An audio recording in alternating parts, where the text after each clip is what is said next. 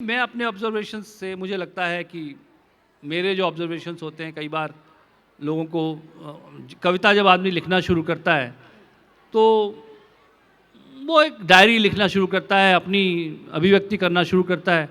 शायद बहुत वक्त तक उसे ये पता नहीं होता कि मेरी तरह और लोग भी सोचते हैं, और जब उसे और लोग उसका साथ देना शुरू कर देते हैं तो उसकी हौसला अफजाई होती है। उसको लगता है कि अच्छा, मेरी तरह और लोग सोच रहे हैं। जैसे एक कविता है कि याद नहीं है फिर भी आकर पास सताए जाता है, याद नहीं है फिर भी आकर पास सताए जाता है, धक धक करके बिसरा सा एहसास जगाए जाता है।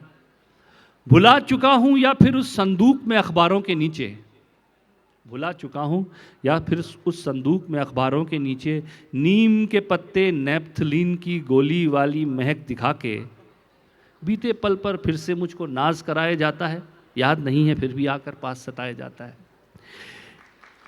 देखिए, पुरानी बातें हैं सारी।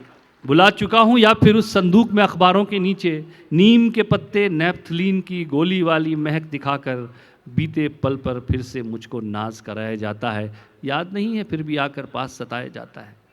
एक ख्याल हवाई चप्पल जिसको किसी तरह अटकाकर सफ़र के लायक बना लिया था, एक ख्याल हवाई चप्पल जिसको किसी तरह अटकाकर सफ़र के लायक बना लिया था, एक ख्याल धूल में लिपटा जिसको अंदर आने से पहले नहलाकर दिल में लाकर बिठा दिया था।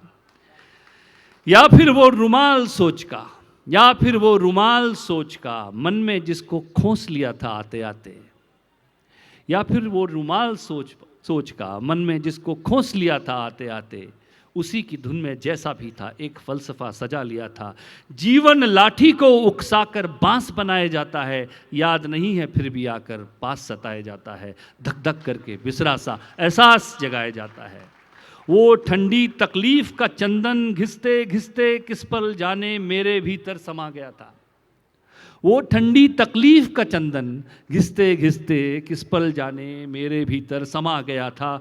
मुड़ी हुई उस तकिया का वो कौन सा हिस्सा रुआ रुआ मुझसे जुड़कर एक याद का गुच्छा बना गया था, मुड़ी हुई उस तकिया का वो कौन सा हिस्सा रुआ रुआ मुझसे जुड़कर एक याद का गुच्छा बना गया था। बड़ा बेशरम लाख धकेलो घर में आया जाता है, याद नहीं है फिर भी आकर पास सताया जाता।